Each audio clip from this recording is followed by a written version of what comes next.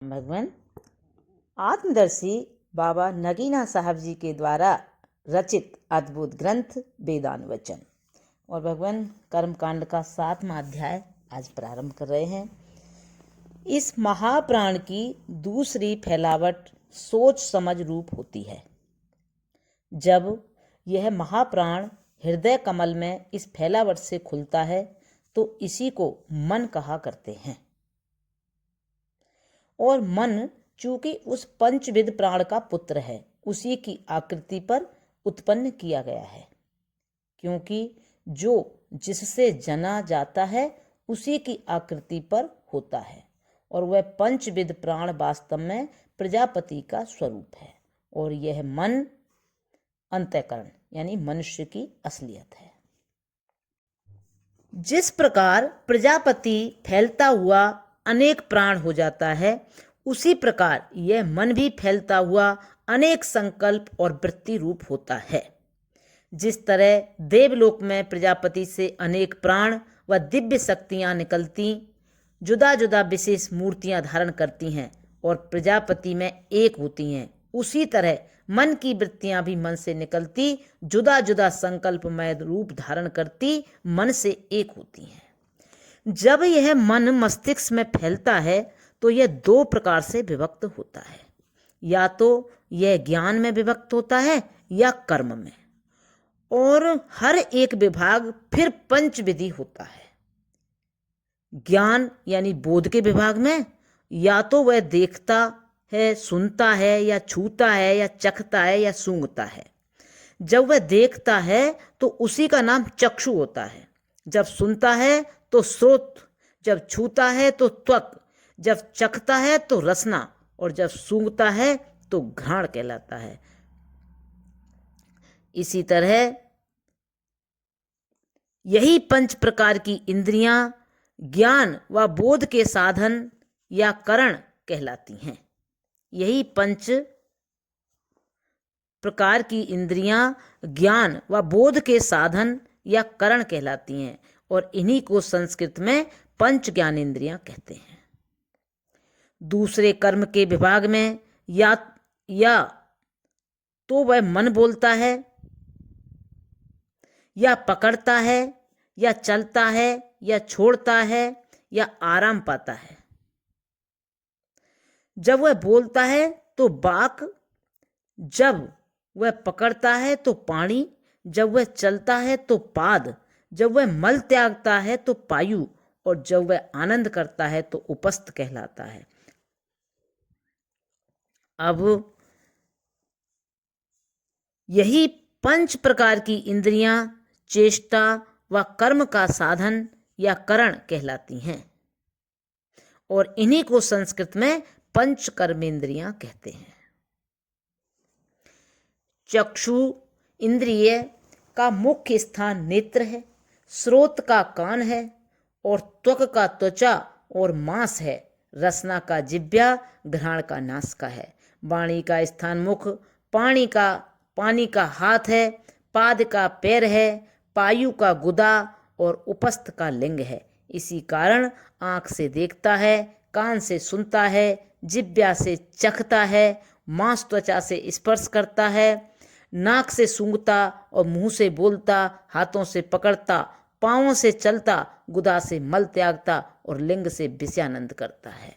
यद्यपि यह मन प्रजापति का पुत्र प्रजापति की तरह फैलकर पंच ज्ञानेंद्रियों और पंच कर्मेंद्रियों का रूप हुआ है और भिन्न भिन्न स्थानों में शासन करता हुआ विशेष विशेष काम करता है, तो भी आप प्रजापति की भांति हृदय कमल में सिंहासन आसीन होकर सबके ज्ञान और कर्म में सोच विचार करता, सबका शासक, सब पर आज्ञा करता है।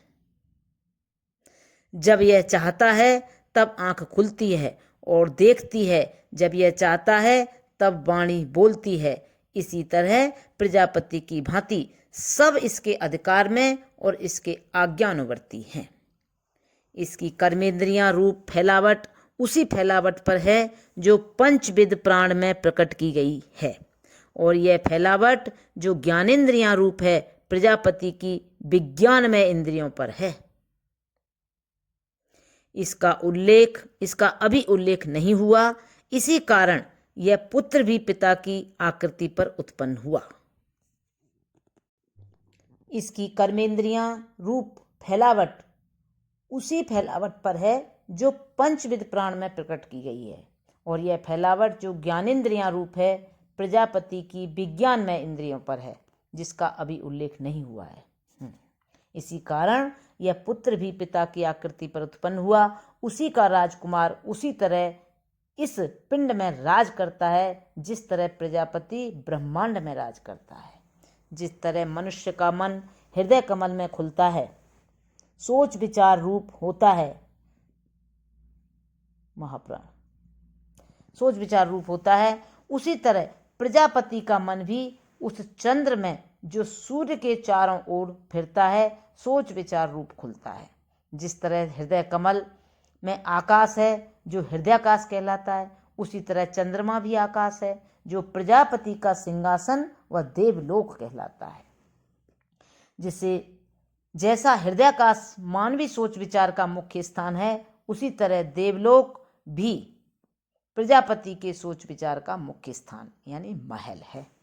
जिस तरह हृदय कमल से लेकर मस्तिष्क और आंख तक जो आकाश है मन का दरबार है, उसी तरह उस चंद्रमा से लेकर सूर्य तक जो आकाश है वह कुर्सी कहलाता है, और संस्कृत में उसे देवलोक कहते हैं। प्रजापति का मन यहाँ फैलता व उसी तरह काम करता है जैसा कि हमारा मन मस्तिष्क में फैलता व काम करता है।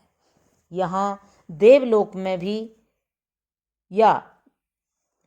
यहाँ देवलोक में प्रजापति भी या देखता है या सुनता है या छूता है या चखता है या सूंघता है।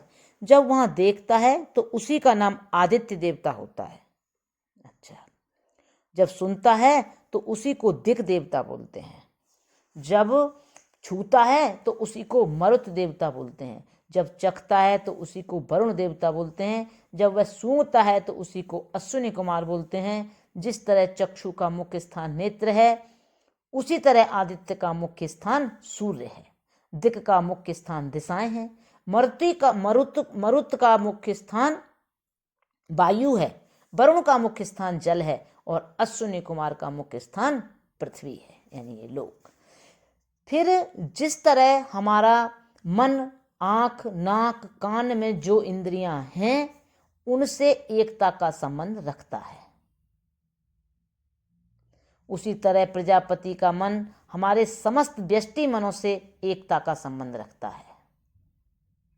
क्योंकि जब हम चक्षु से देखते हैं तो उसी देखी हुई वस्तु को मन से स्मरण करते हैं, और जब हम सुनते हैं तो उसी सुनी हुई वस्तु को मन से पूर्ववत स्मरण करते हैं। और यह स्पष्ट है कि जो देखता है वही स्मरण करता है, और जो सुनता है वही याद करता है। यद्यपि चक्षु इंद्रिय देखती है, सुनती नहीं। यद्यपि कान सुनता है, देखता नहीं, तो भी मन चक्षु की देखी वस्तु को देखता और कान से सुनी वस्तु को सुनता है। इसलिए एक ही मन ज्ञानेंद्रियों में एकता का संबंध रखता है और इन्हीं का तद्रूप है। इसलिए एक ही मन ज्ञानेंद्रियों में एकता का संबंध रखता है और इन्हीं का तद्रूप है। यद्यपि इंद्रियां अपने अपने रूप से तो पृथक पृथक हैं। प्रजापति का मन भी हमारे मनों के सोच में सोच करता है और हमारे मनों के विचार में विचार करता है। यद्यपि यज्ञदत्त का मन देवदत्त के मन में सोच विचार नहीं करता और देवदत्त का यज्ञदत्त के मन से सोच विचार नहीं करता, तो भी प्रजापति का मन सबके मनों से समस्त सोच विचार पाता है। इसी कारण वह सबके मनों की बातें जानता है और अपना मुख्य सोच विचार देवलोक में करता है। जिस प्रकार आंख का देखना मन का देखना और कान का सुनना मन का सुनना है, उसी तरह ब्रह्मदत्त, यज्ञदत्त और देवदत्त का सोचना प्रजापति का सोचना है, और इंद्र, वरुण, यम देवता का सोचना भी प्रजापति का सोचना है। इस तरह क्या मनुष्य और क्या देवता, क्या पशु और क्या पक्षी, सबके मन वास्तव में अलग अलग हैं और प्रजापति का मन उन सब अलग अलग मनों की समष्टि है। और यह स्पष्ट है कि समष्टि प्रत्येक व्यष्टि की तद्रूप होती है, अतएव प्रजापति का मन हर एक मन का तद्रूप होता है, जबकि उसका मन प्रत्येक मन का तद्रूप है। प्रत्येक का मन प्रत्येक की इंद्रियों का तद्रूप है, तो प्रजापति का मन प्रत्येक की इंद्रियों का भी तद्रूप है। इसी कारण जो हम देखते या सुनते हैं वास्तव में प्रजापति देखता या सुनता है, और जो बोलते या चलते हैं वास्तव में प्रजापति बोलता या चलता है। और जिस प्रकार हमारे मन और ज्ञानेंद्रियों को वरन कर्मेंद्रियों को भी हमारे एक शरीर में एकता का संबंध है, उसी तरह प्रजापति की ज्ञानेंद्रियों और कर्मेंद्रियों का भी हमारे शरीरों से एकता का संबंध है। यद्यपि हमारा सिर एक है परंतु समस्त सिर प्रजापति के हैं। यद्यपि हमारी आंखें दो हैं परंतु समस्त आंखें प्रजापति की हैं। यद्यपि हमारे कान दो हैं परंतु समस्त कान प्रजापति के हैं। इसलिए वेद के मंत्र उसकी स्तुति करते हैं कि हजारों उसके सिर हैं, हजारों उसकी आंखें हैं और हजारों उसके कान हैं और हजारों उसके पांव हैं। सहस्र शीर्षा पुरुषा सहस्रा सहस्रपातः सह भूमि विश्वतो वृत्ता अत्यष्टि सागुलम। श्वेताश्वेतर उपनिषद का 3/14। भगवान अब यहाँ से आगे कल लेंगे। प्रणाम भगवान। ओम शांति शांति शांति।